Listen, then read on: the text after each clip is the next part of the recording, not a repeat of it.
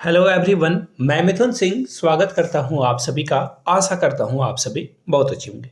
झारखंड के वासियों के लिए बहुत बड़ी खबर है। ऐसा मैं इसलिए कह रहा हूं कि झारखंड में रेंजर्स की भर्ती आने वाली है और रेंजर्स को क्या काम करना होता है, कितने पद जो है आपको यहाँ पे देखने को मिलेगा, सैलरी कितनी मिलेगी, ईच एंड एवरीथिंग आपको क्रिस्टल क्लियर इस वीडियो में बताया जाएगा। आगे बढ़ें उससे पहले आप लोगों को मैं बता दूं, अगर आपको प्रीवियस ईयर क्वेश्चन पेपर चाहिए झारखंड के जितने भी एग्जाम हुए हैं उसके कॉमन पेपर के, देखिए रेंजर्स की भी बहाली होगी तो उसमें जो है इसके सब्जेक्ट स्पेसिफिक क्वेश्चंस पूछा जाएगा, दैट इज वेरी ट्रू।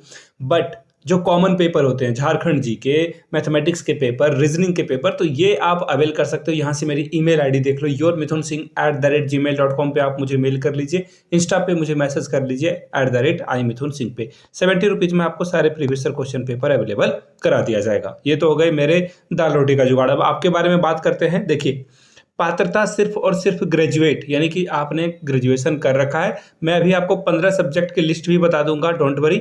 वही 15 सब्जेक्ट वाले जो है इसे अप्लाई कर पाएंगे। सैलरी 40,000 से ज़्यादा की मिलेगी, don't worry about salary. Salary अच्छी खासी मिलेगी। जेएसएससी जो है जल्द ही जो है इसकी अधिसूचना जारी करने वाला है। पीटी मेंस और इंटरव्यू भी कंडक्ट कराया जाएगा यहाँ पे, तो डोंट वरी, इंटरव्यू के लिए जो है डरने की जरूरत नहीं है। क्वेश्चंस पूछे जाएंगे और उम्मीद करते हैं कि यहाँ पे जो है धांधली वगैरह ना हो, जैसे झारखंड में हमेशा से धांधली होता हुआ आया है। अब देखिए कौन कौन इसमें शामिल हो सकता है, मैं सबसे पहले वो आपके साथ जो है साझा कर देता हूँ। सबसे पहले देखो, जिसने एग्रीकल्चर से डिग्री ली है, सबसे पहला सब्जेक्ट है एग्रीकल्चर का, तो एग्रीकल्चर वाले इसे अप्लाई कर सकते हैं। दूसरी बात है, एग्रीकल्चर टेक्नोलॉजी से जिन्होंने जो है ग्रेजुएशन करा है वो भी अप्लाई कर सकते हैं। एग्रीकल्चर टेक्नोलॉजी से सब्जेक्ट आप देखते जाना, आपका भी सब्जेक्ट इसमें आएगा। हिंदी से बता दूं तो पहला कृषि, दूसरा है कृषि टेक्नोलॉजी को क्या बोलेंगे, अभियांत्रिकी, यस।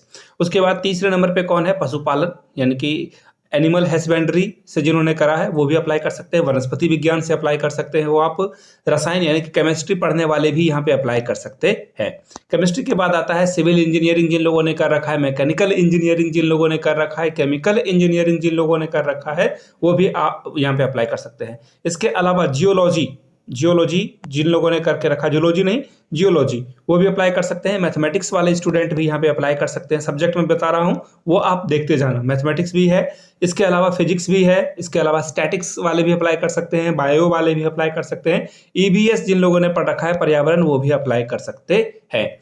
ये मैंने आपको सब्जेक्ट बता दिया है। इसके अलावा जो आपका सामान्य ज्ञान है, हिंदी है, अंग्रेजी विषय का एग्जाम लिया जाएगा। याद रखिएगा, आपका जो सब्जेक्ट है उससे तो क्वेश्चन पूछे ही जाएंगे। इसके अलावा जो है ये जीके, हिंदी और इंग्लिश के सब्जेक्ट से जो है क्वेश्चन पूछा जाएगा। झारखंड में टोटल 383 जो है रेंजर्स की जरूरत होती है। अब बोलोगे ये रेंजर्स वाले समझा दो, रेंजर्स नहीं समझ में आ रहा है, ठीक है, रेंजर्स समझा देते हैं। ये रेंजर्स का काम क्या है, वैसे आपने फोटो यहाँ से देख रखी होगी, थोड़ी बहुत तो नॉलेज आपको यहाँ से मिल ही गई होगी। खैर नहीं मिलेगी तो अभी मैं आपके साथ जो है साझा कर देता हूँ नॉलेज। सबसे पहले ये वीडियो मैं आप लोगों के लिए देवघर से बना रहा हूँ, बाबा धाम देवघर आप जानते ही हो। अब आप नीचे कमेंट करके बताइए कि ये वीडियो आप कहाँ से देख रहे हो और जो सब्जेक्ट्स मैंने आपको बताई आपका सब्जेक्ट क्या है, तो आप ब्रैकेट में अपना सब्जेक्ट भी लिख दोगे। जैसे सपोज कर लो किसी का हिंदी है तो ऑब्वियस सी बात है हिंदी तो यहाँ शामिल है नहीं, आप लिख देना आपका जो सब्जेक्ट है। ये सिर्फ मैंने एग्जाम्पल के लिए आपको बताया है।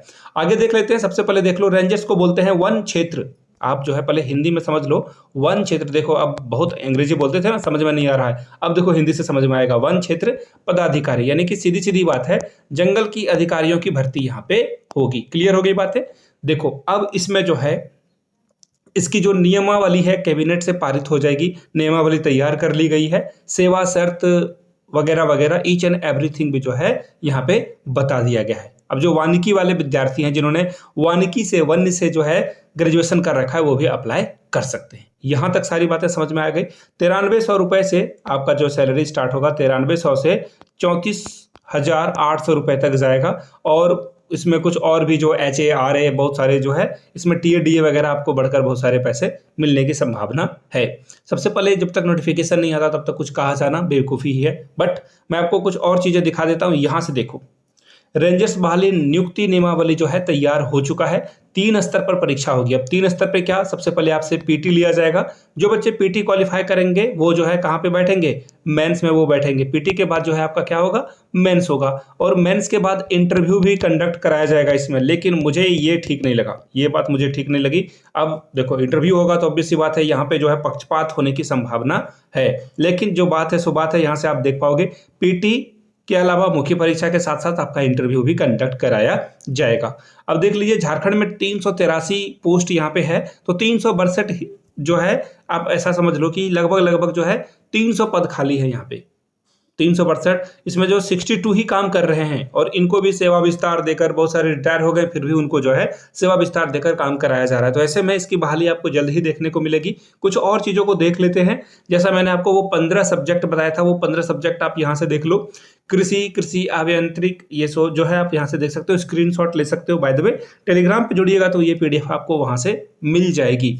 रेंजर्स को देखते हुए कैबिनेट के द्वारा जो है सेवा विस्तार का प्रस्ताव भी पारित करा दिया गया, यानी कि जो 62 बचे हुए ना, इनको कुछ और साल काम करने के लिए जो है जो नियमावली में छूट दी गई है वो इनको दे दी गई है। लेकिन यहाँ पे जो है नियुक्ति नियमावली यानी कि जो रिक्रूटमेंट का प्रोसेस है वो स्टार्ट हो जाएगा। और याद रखिए लोकसभा के इलेक्शन के ठीक बाद, आई रिपीट, आम चुनाव जब भारत में हो जाएंगे उसके बाद ये जो भर्ती है आपको देखने को मिल जाएगी और एग्जाम भी तुरंत ले लिया जाएगा। तो तैयारी में आपको लग जाना चाहिए। आई होप कि आप सारे चीज़ों को समझ गए होंगे, पढ़ाई में लगे होंगे। तो जेएसएससी के द्वारा ये परीक्षा ली जाएगी। तैयारी में इसी तरह से आगे लगे रहना है आपको, अभी भी लगे हो, आगे भी आपको लगे रहना होगा। पेपर लीक हो, कुछ भी हो, रेडी रहिए फाइट करने के लिए, और फाइटर ही आखिरी में जीतता है। चलिए मिलते हैं किसी और वीडियो में किसी नए टॉपिक के साथ। तब तक के लिए शुक्रिया आप सभी का।